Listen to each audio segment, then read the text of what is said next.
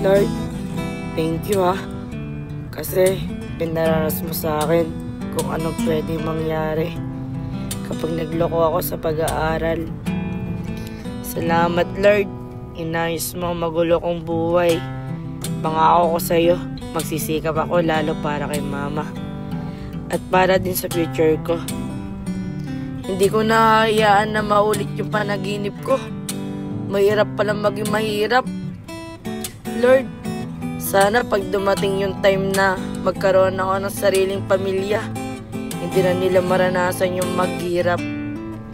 Aalagaan at mamahalin ko si mama. Thank you kasi nagkaroon ako ng mama na katulad niya. Marami kang dapat ipaliwanag sa akin na. Buti nga, pumayag kang makipagkita sa akin. Sige, unahin ko nang ipaliwanag kung bakit ako late. Nagpahatid kasi yung kapatid ko si Ken. Alam mo naman yun, di ba? Maarte. Sinundan kita. Ayaw mag-commute. Ay, Mabaho daw naku sa jeep. kuya. Tatanong mo pa alam mo naman pala. Ay, teka, may iba tayo. Akala ko ba magpapari ka? Ba't parang di mo na yan tinuloy? Di ba pangarap mo yun? Oo, pangarap ko yun pero may mas mahalagang bagay na dapat paglaanan ko ng oras ko Feeling ko mas importante yun. Baka naman dahil kay Ate Angel. Alam mo kuya, kung ano yung tinitibok ng puso mo, dapat yan ang sinusunod mo. Hindi yung second option mo lang. Kasi di ka sasaya dun Okay lang, si Ken lang naman pala Akala ko ibang babae na. Kung hindi, malalagot ka talaga sa akin. Pwede ba naman yun? Kilala mo naman ako Oo nga pala. Matagal ko nang gustong itanong sa'yo to Bakit nga ba hindi natuloy yung pagpapari mo? Diba, nung unang pag-uusap natin, sabi ko, sigurado na ako sa nararamdaman ko. Sigurado na ako sa gusto ko. Pero, nung nandun na ako sa seminaryo, ikaw yung palaging nasa isip ko. Pati sa pagtulog ko, andun ka. Kaya, pinagdasal ko na lang kay Lord na sana maintindihan niya yung desisyon ko. Siguro naman, alam mo na Angel, kung bakit ako nandito. Ayoko. Di ko alam. Gusto ko sabihin mo sa akin. Ikaw ang dahilan, Angel. Ikaw ang dahilan bakit hindi ko tinuloy ang pagpapari ko. Hindi ko kayang mawala ka sa akin. Mahal na mahal kita, Angel. Magandang paraan para makakain siya nun. Sure ka na ba dyan?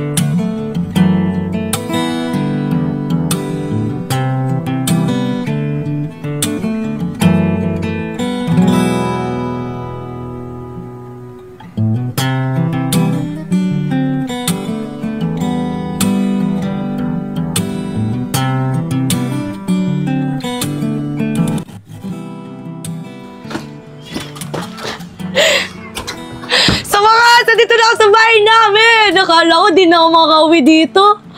Ay, buti na lang. Panaginip lang lahat yun. Miss ko yung bahay namin. Pati na rin si mama. Buti na lang hindi totoo na tigil ako ng pag-aaral. Yes! Makatapos na ako. At higit sa lahat, hindi ako buntis at wala akong anak. Yay!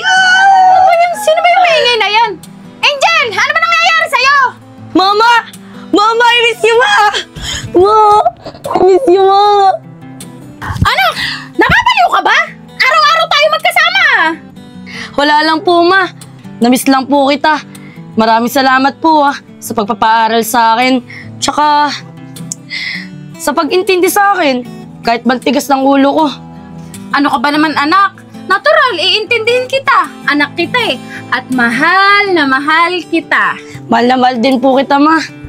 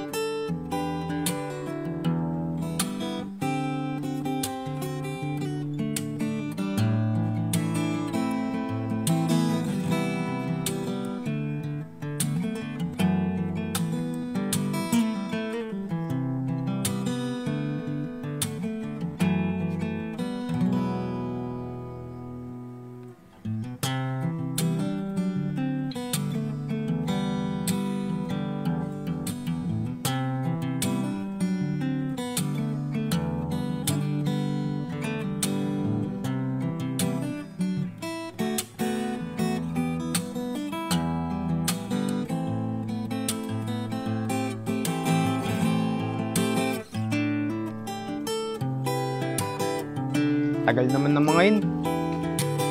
Sky, kanina ako pa ba dyan? Hindi naman, kakadating ko lang din. Sorry natagalan ako. Naganap pa ako ng paparikayan ng kotse ko eh. Iba na talaga mga kaibigan ko. Mga dikotya na. O bakit? Ako lang ba? Ikaw din naman Ganda nga ng kotse mo eh.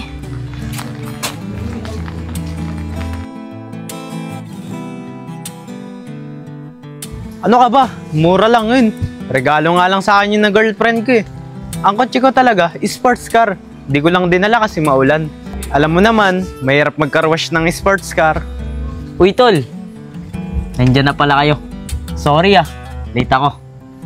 Oh, nandiyan ka na pala RJ.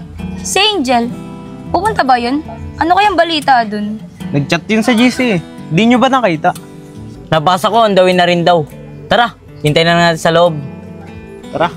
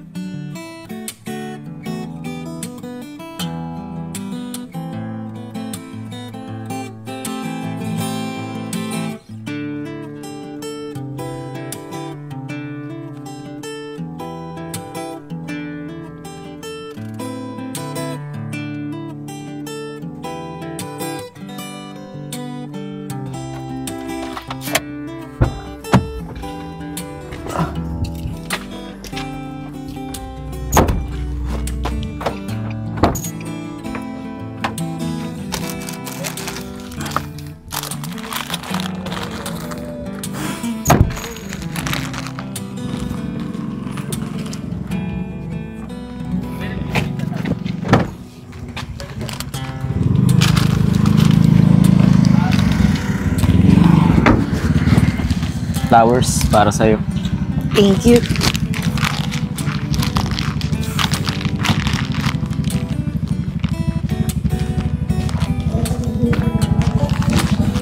Okay ka lang ba? Oo naman. Nandiyan na kaya yung mga kasama mo? Oo, sabi nila nandiyan na sila sa loob. Tara.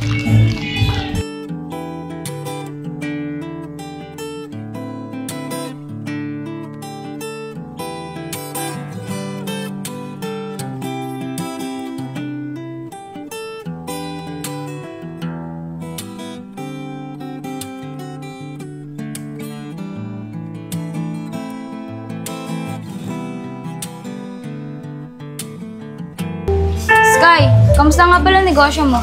Balita ako, isa ka na sa mayaman sa lugar niyo. Oo nga, tol. Nabilitaan ko rin yun eh. Di naman tol. Saktuhan lang.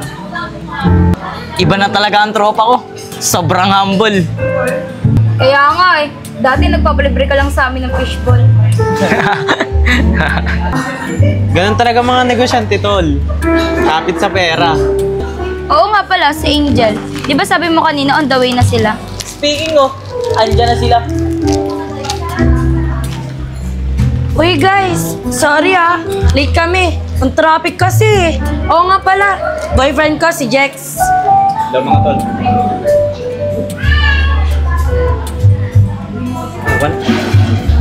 Thank you. Uy, si Angel may boyfriend na. Di na siya magsasana all. May pa flowers pa. Huwag ka maingay.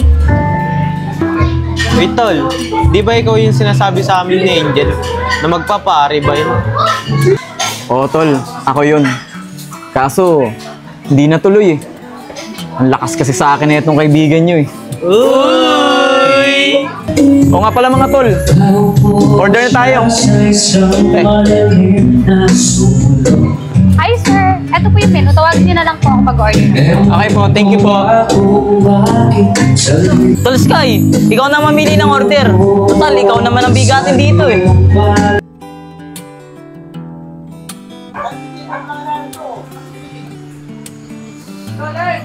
Bakit inaya mo ako dito? Pwede naman kumain na lang tayo sa labas eh. Papakilala muna kita kay mama. Kasi di ka pa niya kilala eh. Para pag inaya mo ako mag-date, alam na niya kung sino kasama ko. Sige. Teka lang ha, tatawag ko muna si mama sa kwarto.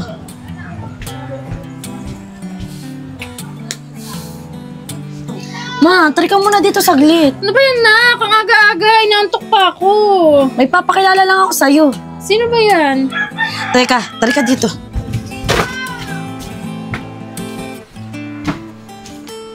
Mama, si Jax nga pala, boyfriend ko. Gandang gabi po. Kawaan ka. Taga saan ka ba, iho? Baka nag-aaral ka pa ha. Pagalitan ka ng magulang mo. Tita, taga Manila po ako. Hindi na po ako nag-aaral kasi nakatapos na po ako. Ano? Taga Maynila ka pa? Ang layo nun dito ah. Ano yun? Namamasahe ka pa papunta dito? Namamasahe?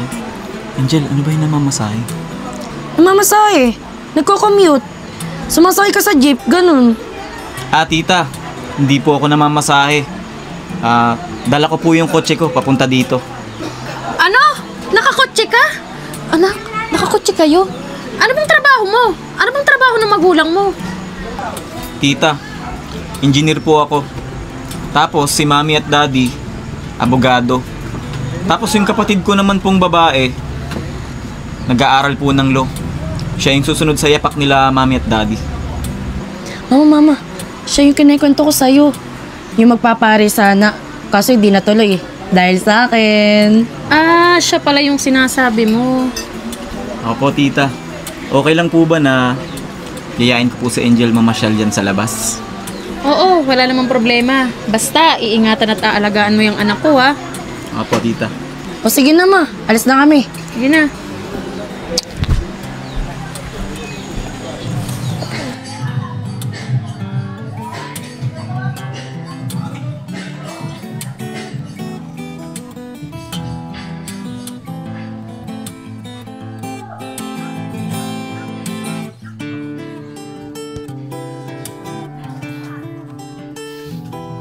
Ayos ka lang ba? Di ka ba kinabahan? Kinabahan nga ako eh. Buti na lang mabait yung mami mo.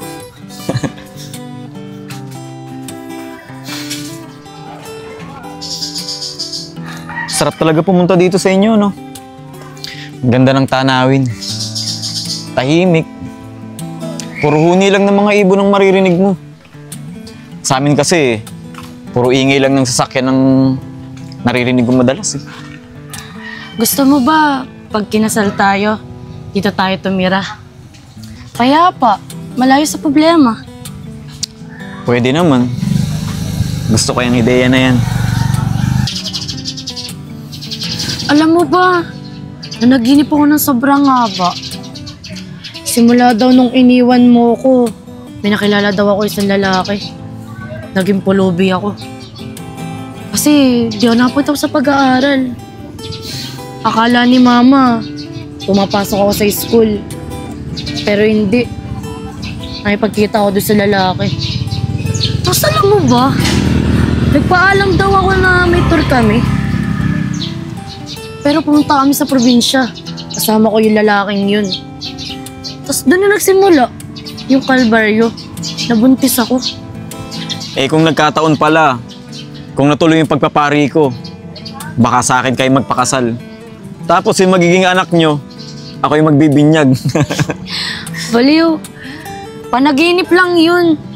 Hindi naman yun mangyayari sa tunay na buhay. Alam mo ba, simula nung iniwan mo ko, mas pinagbutihan ko yung pag-aaral ko.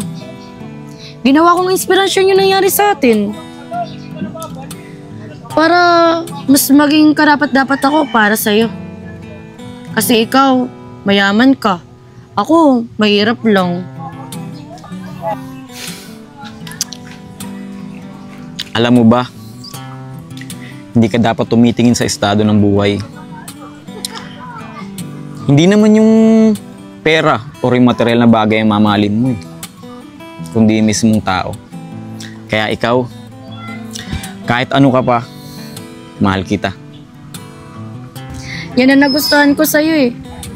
Kaya simula nung nawala ka, di ako naganap ng iba. Kasi sinasabi sa akin ng puso ko, na babalik ka. Eto ka na ngayon, nasa harap ko. Hindi ka na magsasana all sa mga kaibigan mo. At hindi ka na rin matatakot na baka akong paring magkasal sa'yo. Tayong dalawang ikakasal, Angel.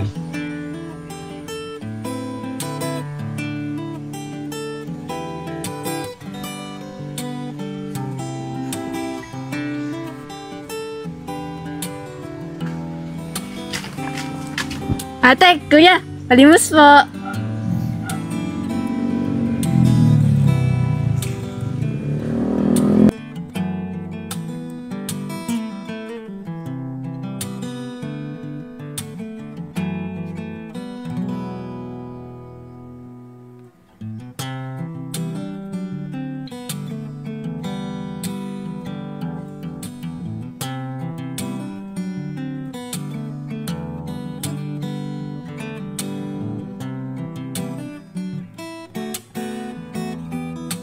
Hello guys! Maraming salamat po sa panonood ng Kapalaran! Ayan, nagabi-gabi niyong inaabangan.